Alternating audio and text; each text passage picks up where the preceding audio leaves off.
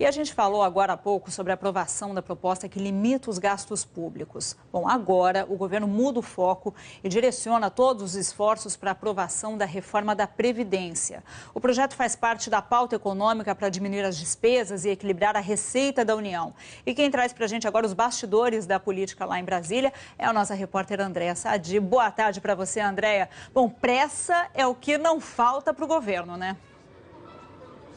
Exatamente, nem otimismo, viu, Heloísa? O governo está feliz, claro, comemorou essa votação da PEC ontem aqui no primeiro turno, mas mais do que a aprovação, que o governo já esperava, foi o número de deputados que votaram pela proposta. O governo acha que os 366 deputados que votaram pela PEC, isso prepara um ambiente para discutir e aprovar outras medidas importantes do governo. Por exemplo, exatamente a reforma da Previdência.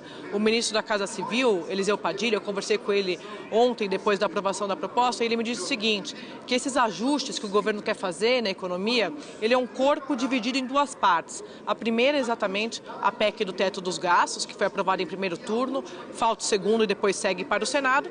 E a segunda parte é exatamente a reforma da Previdência.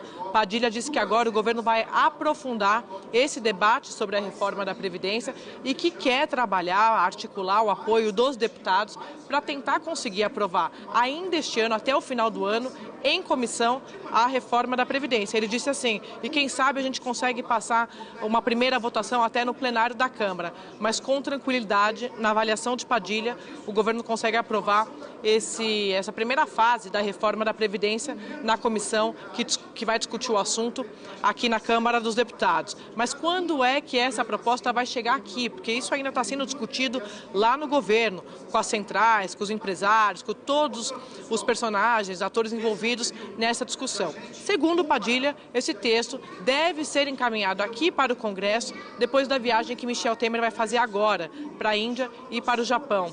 A previsão é que ele volte na semana que vem e depois disso o governo já vai enviar esse texto aqui para a Câmara dos Deputados para que eles comecem o debate e já comecem a articular o apoio dos deputados. Eles vão repetir a mesma ofensiva que eles fizeram para aprovar a PEC, eles vão mobilizar os deputados, vai ter muito almoço, muito jantar, tudo porque o governo diz que quer repetir exatamente esse resultado que teve na PEC no primeiro turno aqui no plenário e quer aprovar a reforma. Elô, mas sabe, é claro que é uma discussão muito mais polêmica, é um texto muito mais espinhoso, vai ter que trabalhar isso muito e com os deputados e também com os setores da sociedade, mas a previsão sim, na avaliação do governo, a expectativa deles é que a reforma da Previdência seja aprovada, pelo menos na comissão que vai discutir o assunto aqui na Câmara até o final do ano. Espinhoso é um bom termo para usar aí nessa questão. Agora, Andréa, como a Raquel Porto Alegre mostrou aqui para a gente agora há pouquinho, os governadores estão tendo uma agenda cheia hoje em Brasília. Mais cedo eles foram recebidos pelo presidente da Câmara, Rodrigo Maia, para um café da manhã. E olha, ainda bem que não engorda cobrir tanta refeição aí em Brasília, porque você tem feito tudo com muita elegância e não estou vendo nenhuma mudança no seu shape, não. Conta pra gente, no cardápio, o que tinha hoje nesse café da manhã?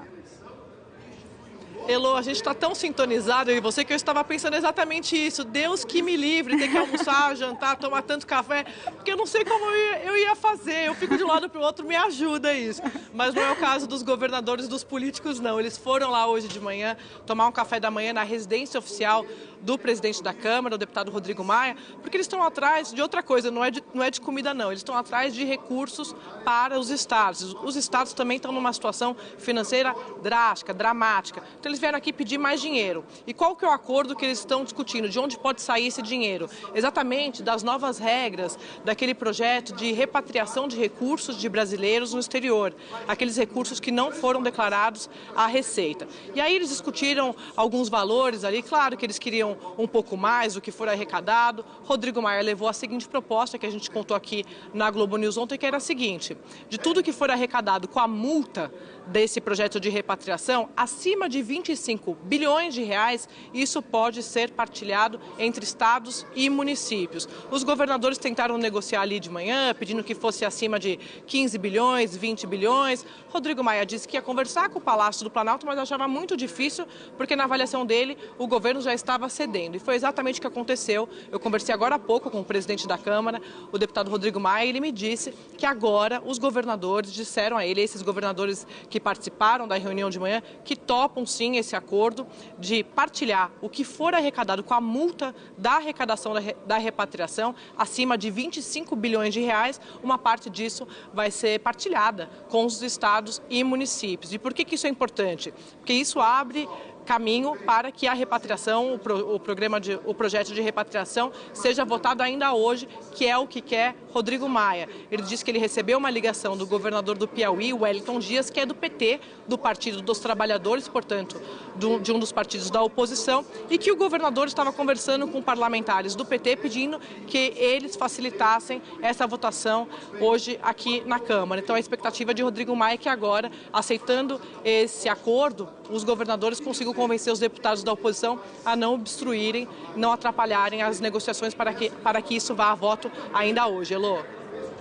Andréia, muito obrigada. Qualquer novidade, claro, é só chamar a gente aqui no estúdio. Você sempre tem caminho livre aqui.